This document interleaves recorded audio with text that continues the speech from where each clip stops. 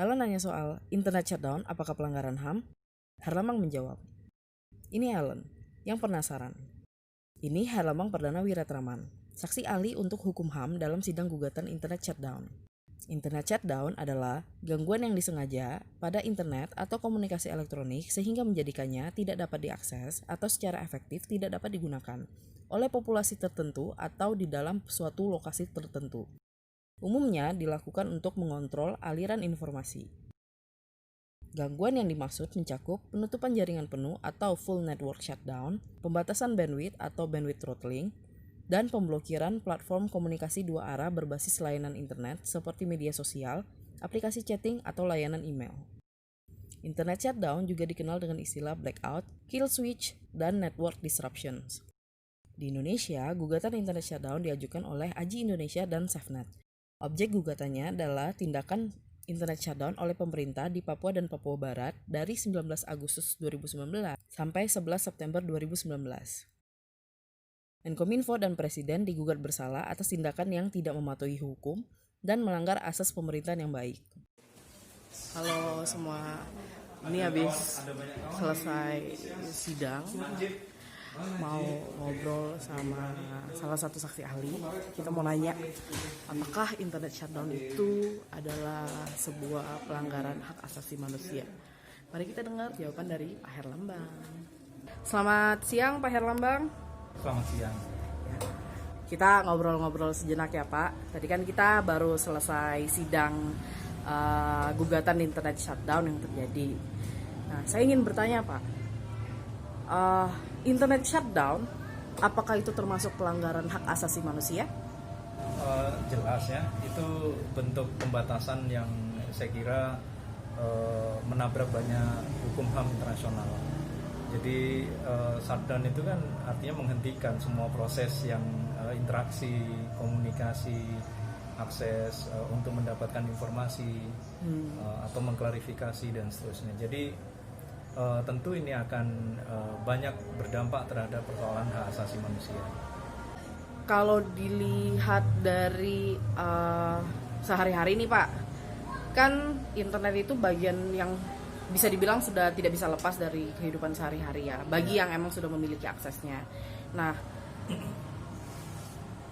apakah internet itu adalah hak asasi manusia, bagian dari hak asasi manusia?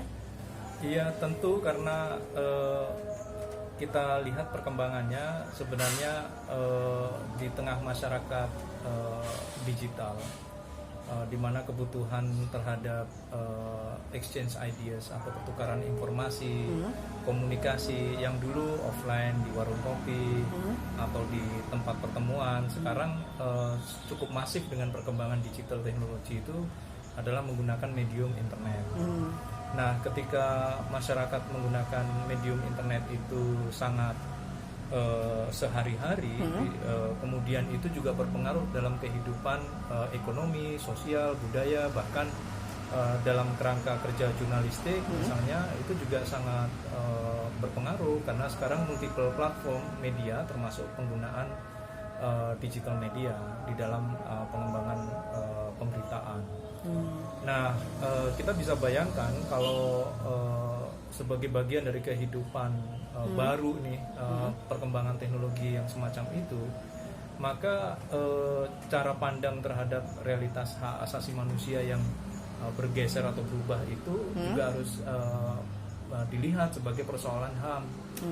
Dan ini juga menjadi perhatian besar di PBB ketika PBB melalui resolusinya, melalui pelapor khusus tentang kebebasan ekspresi itu menyatakan internet rights as human rights. Kalau secara perangkat hukum gitu di Indonesia, ada nggak sih yang memuat tentang hak internet itu adalah hak asasi manusia?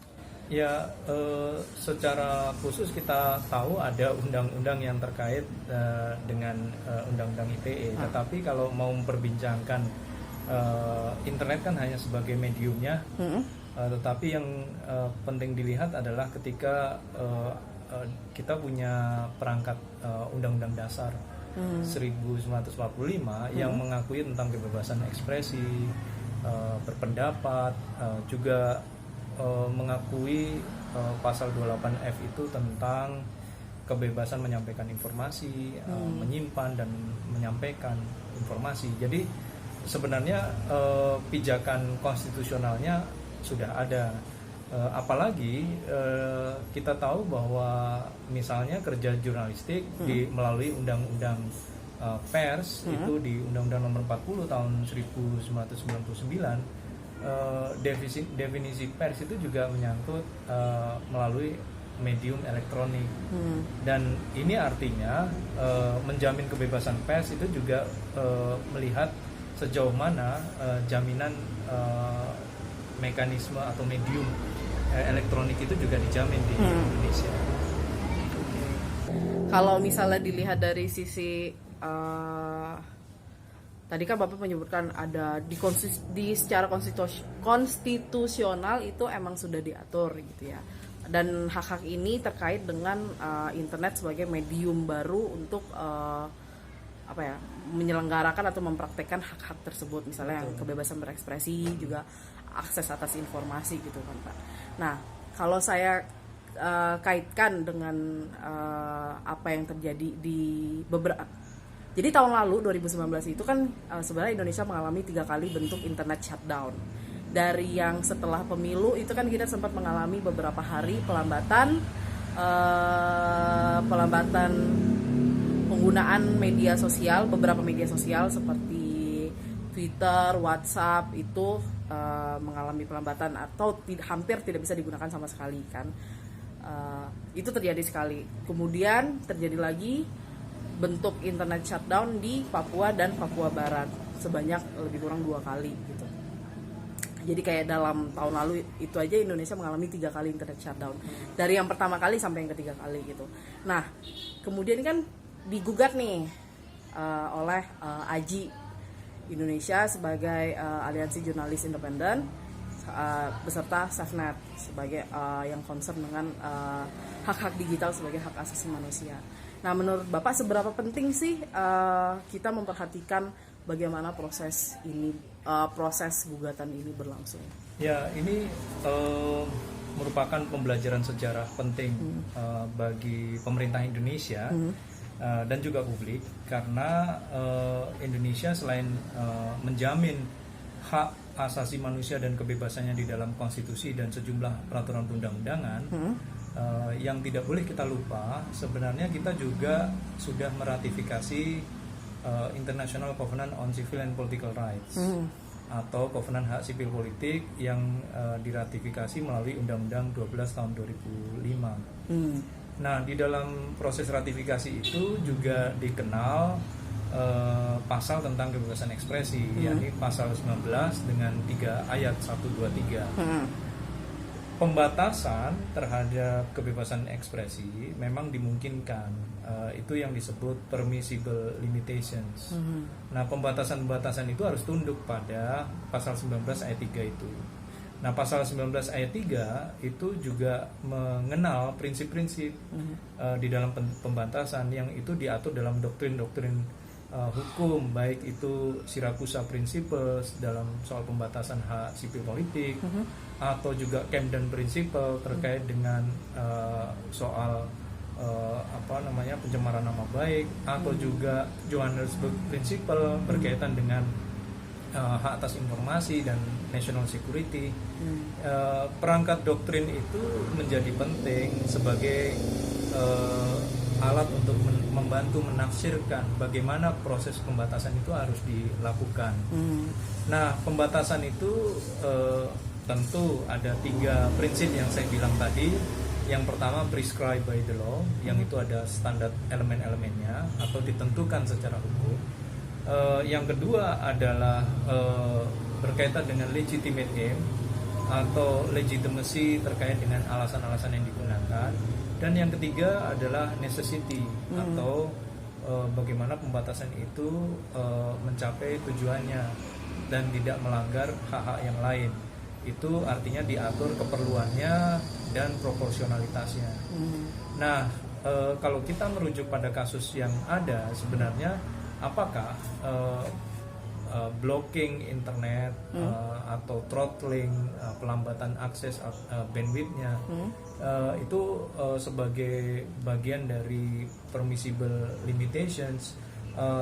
PBB sudah menjelaskan itu tidak, itu tetap pelanggaran hak asasi manusia, di mana PBB menyatakan bahwa tidak ada justifikasi yang menegaskan bahwa blocking internet itu sesuai dengan hak asasi manusia. Itu justru bertentangan dengan hukum HAM internasional, karena berdampak tidak hanya pada persoalan kerja jurnalistik, tetapi juga berdampak luas pada hak publik untuk tahu, hak atas informasi, atau bahkan berpengaruh pada hak ekonomi, hak sosial, hak budaya yang secara langsung maupun tidak langsung terdampak karena internet blocking itu.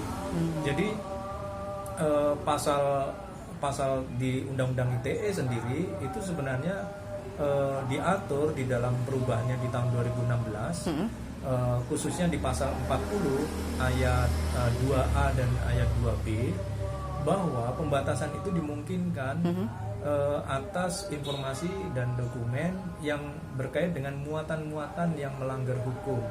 Jadi yang bisa dibatasi adalah khusus tentang objek muatan yang melanggar hukum. Itu saya kira penting untuk diperhatikan, karena blocking internet ataupun throttling itu justru tidak diatur dalam sistem hukum kita. Oh, berarti sebenarnya belum ada pengaturan khusus di Indonesia terkait tentang blocking atau throttling internet. Secara undang-undang belum ada. Secara undang-undang belum ada. Dan itu penting untuk jadi pijakan bahwa baik blocking internet maupun throttling, pengurangan atau pelambatan itu bertentangan dengan hukum HAM internasional. Bertentangan dengan hukum HAM internasional. Hukum HAM internasional. Tapi sebenarnya ada dampak yang masif nggak sih Pak, kalau misalnya pemerintah itu melakukan internet shutdown atau internet berupa blocking atau throttling itu dengan alasan keamanan nasional? Ya, dia bisa menggunakan alasan keamanan nasional, ketertiban umum, ataupun mengganggu public health atau public moral sebagaimana dituliskan di pasal 19 ayat 3 Kovenan Hak Sipil dan Politik. Tetapi alasan-alasan itu bukan berarti ditafsir secara bebas. Artinya ada standar atau elemen yang menjelaskan bagaimana cara negara menggunakan alasan-alasan itu. Kalau yang dinyatakan adalah soal keamanan nasional, misalnya dalam keadaan emergensi, maka dia bisa tunduk pada pasal 4 ayat 3 di ICCPR atau Kovenan itu, di mana harus ada status yang dinyatakan secara resmi oleh pemerintah dan dinotifikasi kepada PBB, karena kita sudah meratifikasi Kovenan Hak Sipil dan Politik itu. Nah, berkaitan dengan kebijakan terkait dengan misalnya di dalam pembatasan pasal 40 ayat 2B, maka pemerintah juga harus menegaskan melalui keputusan yang sesuai dengan atau konsisten dengan undang-undang. Nah, keputusan itu juga harus disertai dengan misalnya mengapa harus melakukan kebijakan pembatasan kebebasan itu. Kemudian yang kedua, berapa lama atau ada batas waktunya. Yang ketiga, dijelaskan bagaimana mekanismenya kalau ada keluhan terkait dengan pembatasan itu.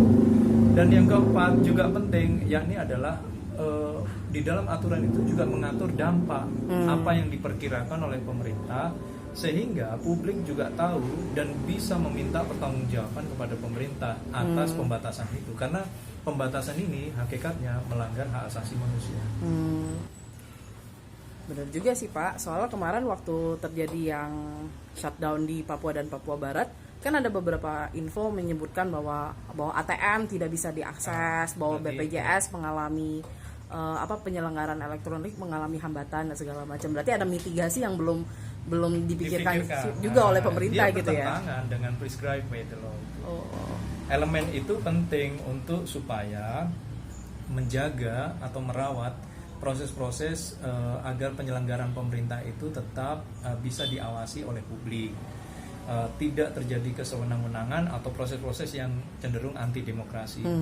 Harusnya pemerintah Indonesia belajar banyak dari pengalaman apa yang tidak tepat dalam kasus India dalam mengatur blocking di Kashmir, wilayah Kashmir, ataupun di Myanmar di wilayah Rakhine. Jadi di dua tempat itu kita menyaksikan bahwa kecenderungannya adalah bukan menata untuk masyarakat demokratis sebagaimana mandatnya di pasal 19 ayat 3, tapi sebaliknya inilah yang disebut digital authoritarianism atau otoritarianisme menggunakan pembatasan teknologi digital. Dan kita khawatir atau patut khawatir kecenderungan ini akan semakin digampangkan oleh pemerintah ketika dia ingin menegaskan bagaimana persoalan-persoalan harus diatasi. Harusnya pemerintah berani menegaskan atau membuka ruang partisipasi publik, karena itu justru membantu kepentingan pemerintah menjalankan mandat atau kewajibannya sebagaimana konstitusi.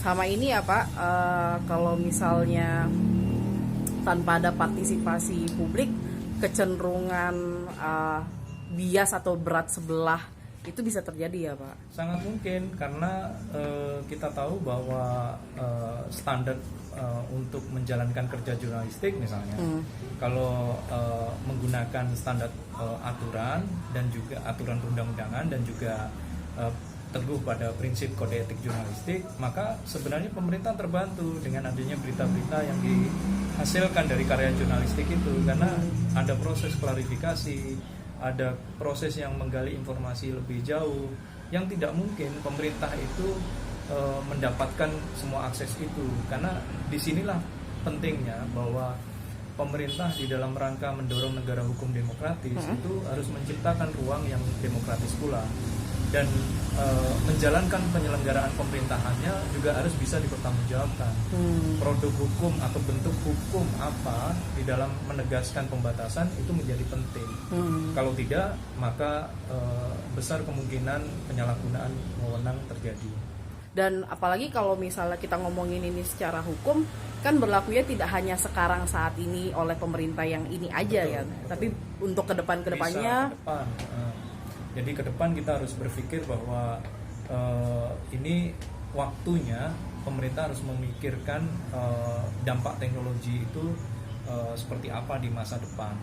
Karena masyarakat kita adalah masyarakat yang sudah berubah kebudayaan di dalam berkomunikasi, dan kebudayaan berkomunikasi, berinteraksi itu juga harus mendapatkan jaminan. Orang mengekspresikan, orang berkeluh kesah, orang komplain itu juga tidak boleh begitu gampangnya disasar dengan pemidanaan.